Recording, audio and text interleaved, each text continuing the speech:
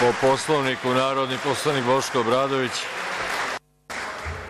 Poštovani predsedavajući, ja bih takođe ukazao na povredu Poslovnika članova 106. i 107, jer mislim da u kontinuitetu predsednik Vlade Republike Srbije Ana Brnabić vređa dostojanstvo Narodne skupštine Republike Srbije i ne govori o tačkama dnevnog reda tački dnevnog reda o kojoj se vodi pretres.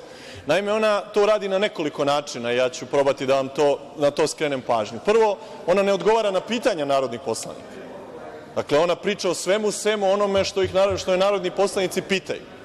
Druga stvar, ona komentariše rezultate izbora, a sama nikada nije učestvovala ni na jednim izborima i ne vidim otkud joj pravo da komentariše ona rezultate izbora. Došla je na vlast u Srbiji, a da nikada nije dobila podršku građana Srbije za to. I treća veoma važna stvar jeste da smo je čak uhvatili u nekoliko navrata da govori neistinu.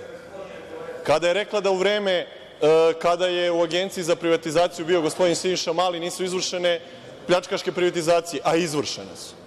I kada je rekla da su komisije o njegovom doktoratu radile svoj posao, a nisu radile svoj posao i nikada nijedna komisija nije donela nikakav zaključak. Dakle, ovo je zaista prevršilo svaku meru. Dakle, ja razumem da mi kao narodni poslanici treba da poštujemo predsednika Vlade kad dođe u parlament, to je potpuno u redu. Ali bi morao i predsednik Vlade da poštuje dostojanstvo Narodne skupštine. Dakle, ne može da govori neistine, ne može da govori van tačke dnevnog reda, ne može da priča o izborima na kojima nikada nije učestvovala i da glumi nešto što ona nije. Izvor njene političke moći nalazi se na Andrićevom vencu. Ona nikakvu svoju političku moć i u tom smislu autoritet nema.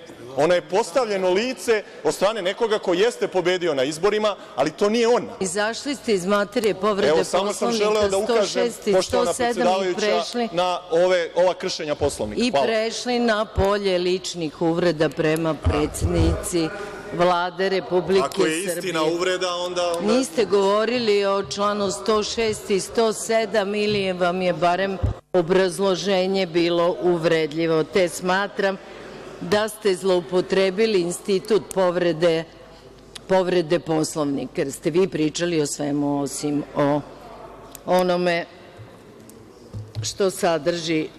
što sadrži materija člana 106 i 107. Te ne mogu da ocenim da li je povređen Poslovnik.